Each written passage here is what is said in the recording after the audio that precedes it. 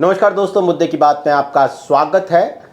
पूर्वांचल में मऊ की घोसी विधानसभा सीट एक बार फिर चर्चा में है। समाजवादी पार्टी विधायक सुधाकर सिंह के निधन के बाद यहां अब उपचुनाव होना है।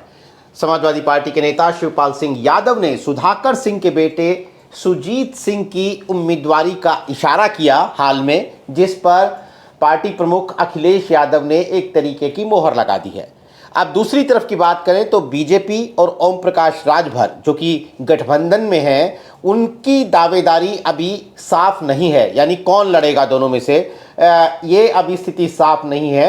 गठबंधन के इन दोनों साथियों की इस सीट की दावेदारी को लेकर ठन भी सकती है। दरअसल 2027 के विधानसभा चुनाव से पहले इस उपचुनाव को सरकार के इम्तिहान के तौर पर देखा जाएगा, ज़रूर देखा जाएगा। इसलिए ये उपचुनाव काफ़ी अहम हो जाता है। क्या हो रहा है चुनाव में, कौन होगा उम्मीदवार, क्या परिस्थितियां हैं ज़मीन पर, ये जानने समझने के लिए हमारे साथ दो वरिष्ठ पत्रकार हैं घोसी से, श्रीराम जायसवाल और डॉक्टर पवन सिंह। सबसे पहले जायसवाल जी, मैं आपसे जानना चाहता हूं, जो शिवपाल सिंह यादव ने सुजीत सिंह के बारे में, यानी जो दिवंगत विधायक सुधाकर सिंह के बेटे सुजीत सिंह के बारे में जिस तरह की बातें कही और फिर उस पर अखिलेश यादव ने एक तरीके से मोहर लगाई, तो क्या मान लिया जाए कि समाजवादी पार्टी के उम्मीदवार अब सुजीत सिंह होंगे? जी नमस्कार। निश्चित रूप से यह स्पष्ट हो गया है कि समाजवादी पार्टी के प्रत्याशी के रूप में सुजीत सिंह ही होंगे। और ऐसा एक कयास भी लगाया जा रहा था, जिस हिसाब से कद्दावर नेता रहे इस क्षेत्र के श्रीमान सुधाकर सिंह जी, जो स्वर्गीय हो चुके, तो उनकी राजनीतिक विरासत संभालने का काम बखूबी उनके पुत्र सुजीत करते रहे। अपने समय में सबसे कम उम्र के ब्लॉक प्रमुख भी रहे, उत्तर प्रदेश के ब्लॉक प्रमुख संघ के अध्यक्ष रहे, और कहीं ना कहीं अपने पिताजी की विरासत को संभालते नजर आए। काफी मृदुभाषी हैं, सरल हृदय के हैं, ठीक है, पिताजी के साथ रहते हैं। लेकिन सुधाकर सिंह की अंतिम यात्रा में उमड़ी भीड़, उनके प्रति लोगों की संवेदनाएं ने एक अजीब तूफान सा यहां ला दिया, और हर व्यक्ति को सुजीत सिंह अपने आप एक बेचारा नजर आ रहा था। अभी 64-65 वर्ष की उम्र में सुधाकर सिंह का चले जाना, बहुत उम्र तो उनकी हुई नहीं थी, लेकिन इस दौरान लगातार अस्वस्थ रहने के चलते भी ऐसा कुछ था कि सुजीत अपनी सक्रियता बनाए हुए थे पार्टी में। और लखनऊ में जब वह दिवंगत हुए, वही मेदांता हॉस्पिटल में शिवपाल यादव का आके अपने नेता के प्रति संवेदना व्यक्त करना अलग की बात है, लेकिन सुजीत के साथ भी पूरी आत्मीयता उन्होंने और पूर्व मुख्यमंत्री अखिलेश यादव जी ने भी, और यही स्थिति कल भी देखने को मिली है। तो जनता तो सुजीत में अपना नेता ढूंढ ही रही है, वहीं पार्टी के शीर्ष नेताओं ने भी सुजीत को ही चेहरा माना है, ऐसा लग रहा है। पवन सिंह जी, तो ये चूंकि जायसवाल जी ने बता दिया कि ये सिर्फ बेटा होने की वजह से नहीं, बल्कि एक राजनीतिक सक्रियता है, एक सहानुभूति लहर है, जिसकी वजह से सुजीत सिंह की एक उम्मीदवारी बनती है, जिस पर तकरीबन मोहर भी लगा दी है समाजवादी पार्टी के शीर्ष नेतृत्व ने। अब हम इसके सामने जो टक्कर की बात करते हैं, तो टक्कर में ओम प्रकाश राजभर ने भी अपनी दावेदारी ठोकी है कि हम इस सीट को लेकर गंभीर हैं। जो सुधाकर सिंह जब जीते थे तो वो बीजेपी के उम्मीदवार को हराकर जीते थे, तो अब यहाँ पर ये क्या सीट डायनेमिक्स बनते हैं? ओम प्रकाश राजभर के लिए क्या बीजेपी ये सीट छोड़ेगी, या फिर ओम प्रकाश राजभर की नाराजगी की चिंता किए बगैर बीजेपी अपना कैंडिडेट उतारेगी? क्या है परिस्थितियां?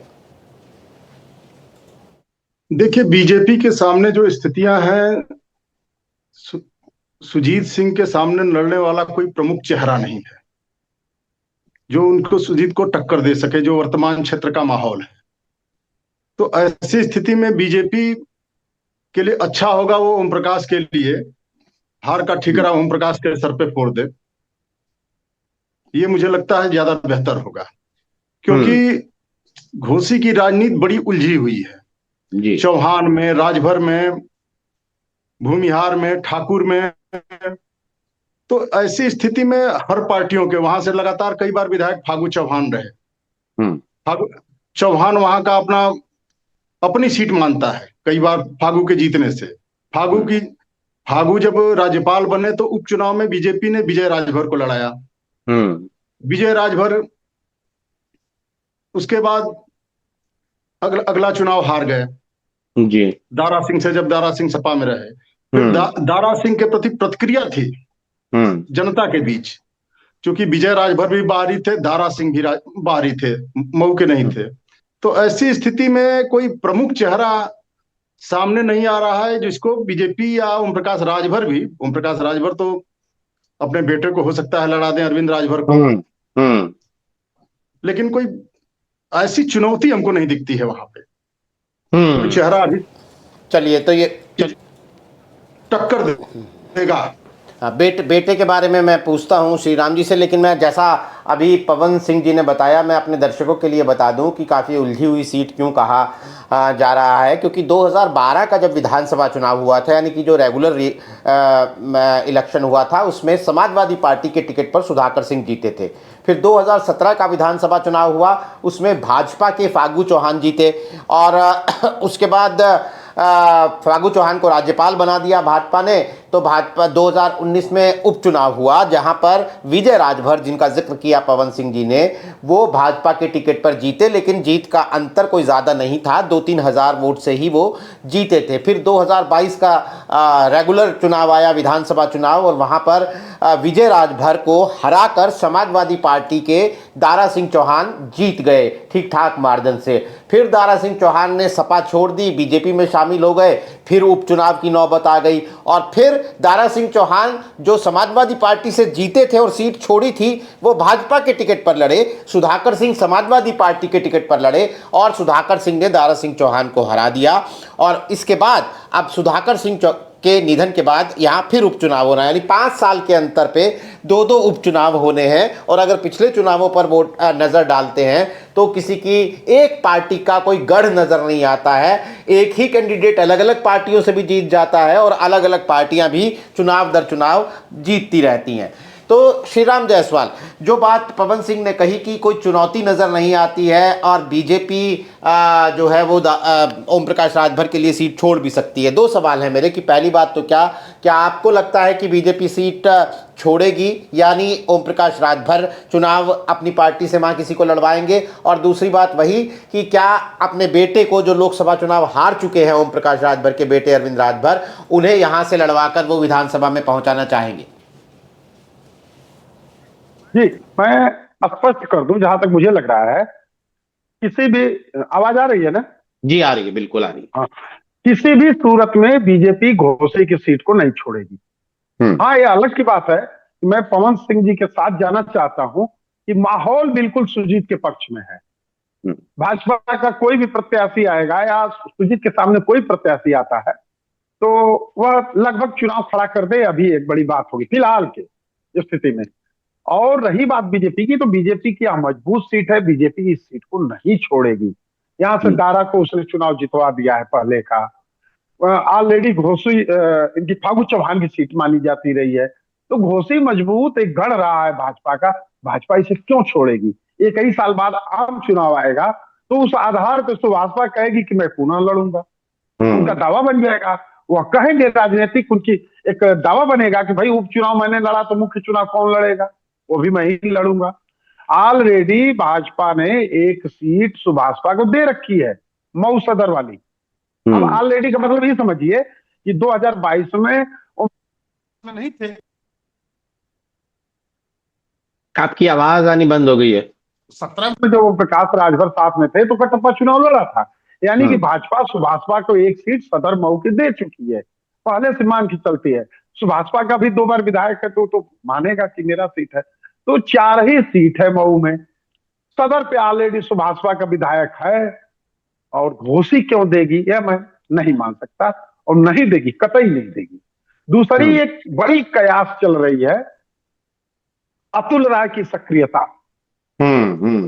घोसी सांसद बसपा से अतुल राय रहे, दुर्भाग्य रहा कि जब तक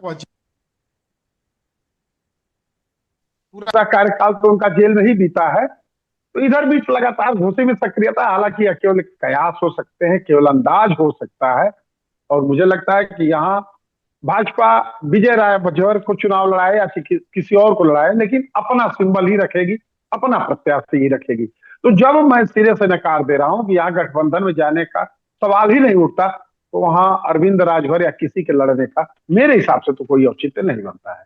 तो पवन सिंह जी, आपसे दो सवाल हैं। अतुल राय का चूंकि जिक्र किया, मैं अपने दर्शकों को बता दूं कि 2019 में अतुल राय बसपा की टिकट पर यहाँ से सांसदी का चुनाव जीते थे। ये वो चुनाव था जब समाजवादी पार्टी और बसपा मिलकर चुनाव लड़े थे और बसपा 10 सीटें जीती थी यूपी भर में।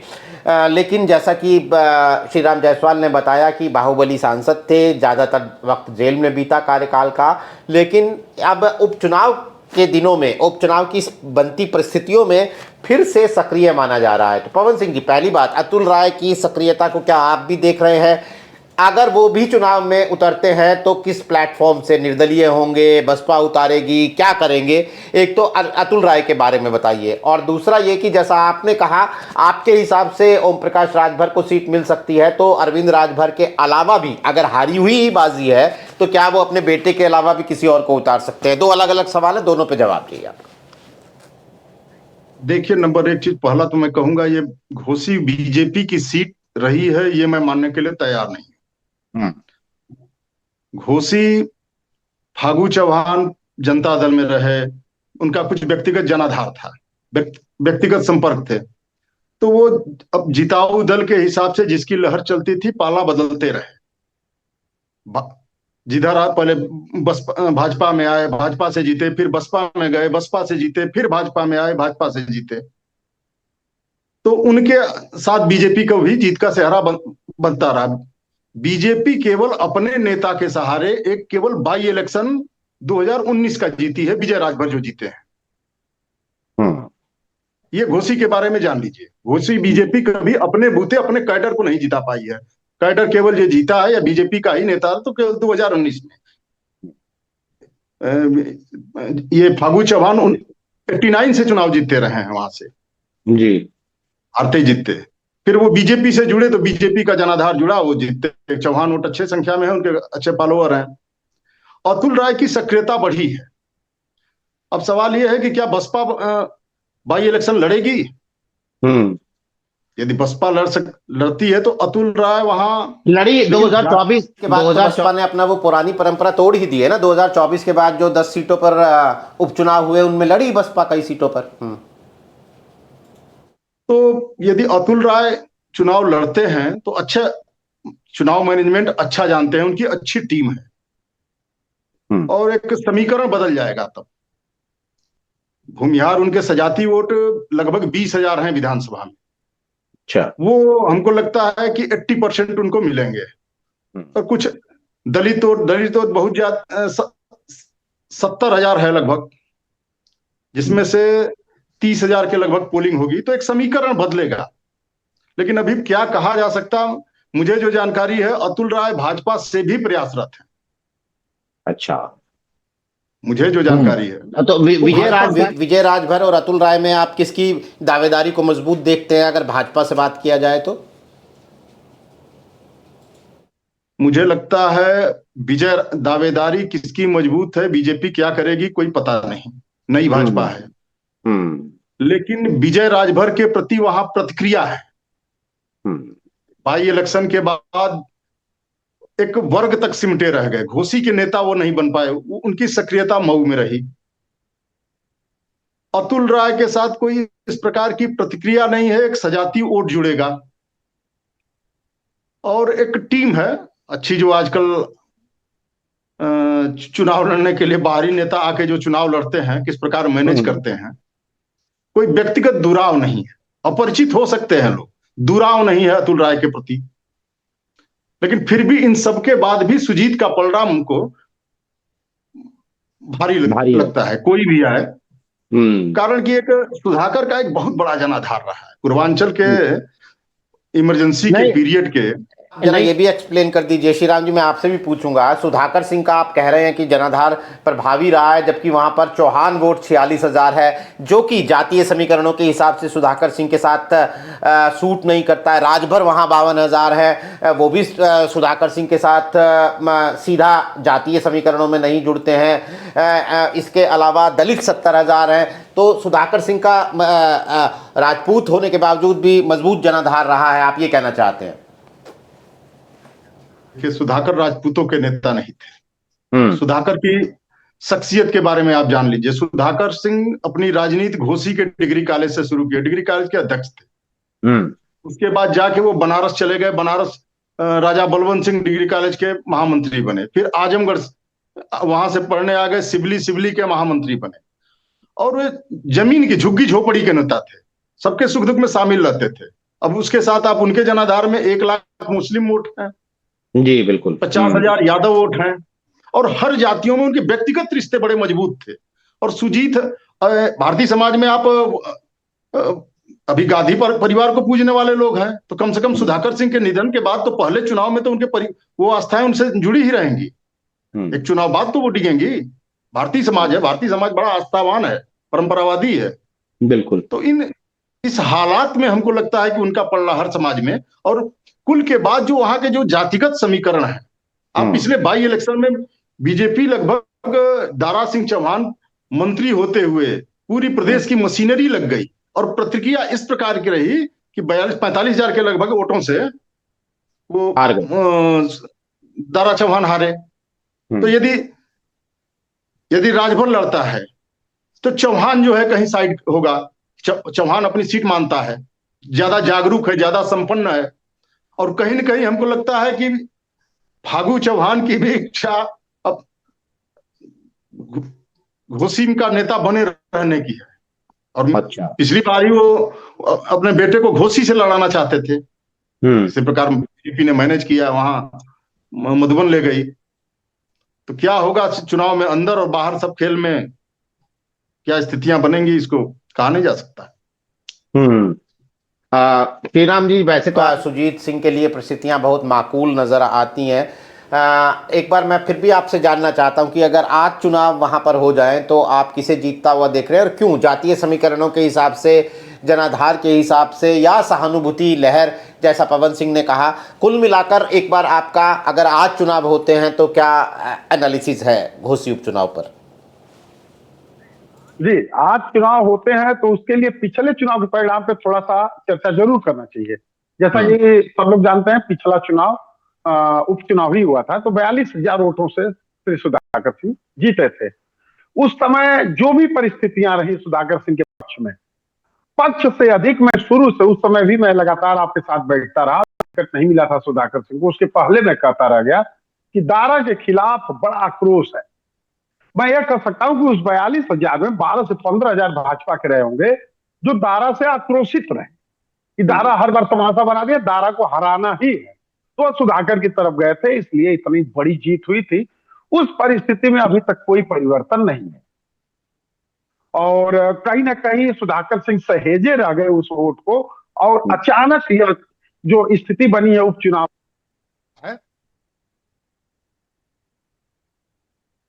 इसके साथ सुजीत के साथ ही जाएगा। अगर जो उस समय में एक आध बार आपके चैनल पे कुछ नेताओं के नाम भी ले लिए थे, भाजपा के नेताओं के, कि वो अभी नहीं चाहते कि दारा चुनाव जीते, तो अगर वो कहीं ना कहीं साइलेंट भी होते हैं, चाहे वापस भी आना चाहते हैं, तो उससे अधिक उनको सहानुभूति का वोट मिल जाएगा। इस प्रकार मैं किसी भी परिस्थिति में मान के चलूं कि अभी भी सुजीत 30 से 30,000 वोट से आगे चलेंगे। आज के डेट में अगर हो जाए तो 42 में अगर हम 12 कम कर देंगे तो भी 30,000 वोट से आगे चलेंगे।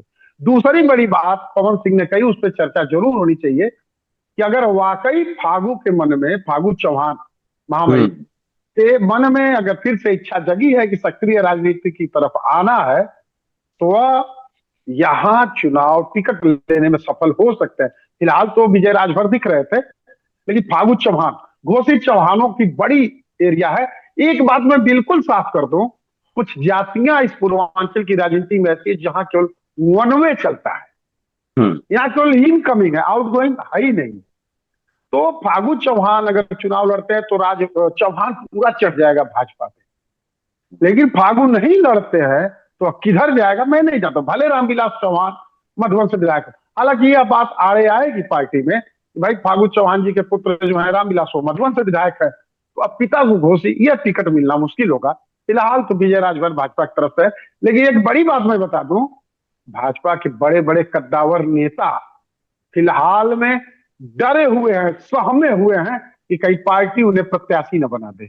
तमाम ऐसे बड़े नेता भी हैं जिनका घर घोसी विधानसभा में है, सिर्फ राजनीति करते हैं मऊ जनपद की। वो अभी सामने हुए हैं कि अगर भाजपा शीर्ष नेतृत्व ने कह दिया चलो भाई आप घोसी से चुनाव लड़ जाओ, तो अब परेशानी की स्थिति में आ सकते हैं। यह माहौल फिलहाल सुजीत के पक्ष में है। नहीं, देखिए बड़ी बात है, हमारे हैं कि परिस्थितियां जो है वो सुधाकर सिंह जिनका निधन हुआ, जिनके निधन के बाद उपचुनाव होना है, उनके बेटे को अगर टिकट मिलता है तो परिस्थितियां समाजवादी पार्टी के लिए बहुत माकूल होंगी। और लेकिन ये हमें ये भी ध्यान में रखना चाहिए कि जब 2024 के लोकसभा चुनाव में बीजेपी बुरी तरह से समाजवादी पार्टी से गच्चा खाने के बाद जब उसके बाद उपचुनावों में उतरी तो ऐसी ऐसी सीटें बीजेपी ने बड़े मार्जिन से जीती जिनके बारे में आकलन कुछ और कह रहे थे। तो अगर लोकसभा चुनाव के बाद हुए विधानसभा के उपचुनावों को बीजेपी की वापसी माना गया था, तो विधानसभा यानी 2027 विधानसभा चुनाव से पहले होने वाले घोसी उपचुनाव को भी सरकार के इम्तिहान के तौर पर ज़रूर देखा जाएगा। ये समाजवादी पार्टी की भी बड़ी परीक्षा होगी और 2027 के लिए एक भले ही एक सीट हो लेकिन माहौल बनाने के लिए हेडलाइन मैनेजमेंट के नज़रिए से ये उपचुनाव बहुत ही ज़्यादा महत्वपूर्ण हो जाता है। इस चुनाव को जीतने के बाद एक मोराल बूस्टिंग ज़रूर होगी उस पार्टी के कार्यकर्ताओं की जो ये चुनाव जीतती है। हमारी नज़र इस उपचुनाव पर बनी रहेगी। अभी इसकी घोषणा भी नहीं हुई है लेकिन हलचल जो है वो पहले ही शुरू हो जाती है ज़मीन पर, जो कि शुरू हो चुकी है। हमारे साथ इस कार्यक्रम में शिरकत करने के लिए श्री राम जायसवाल, पवन सिंह, आपका बहुत बहुत शुक्रिया। तमाम दर्शकों का भी आभार। आज के लिए नमस्कार।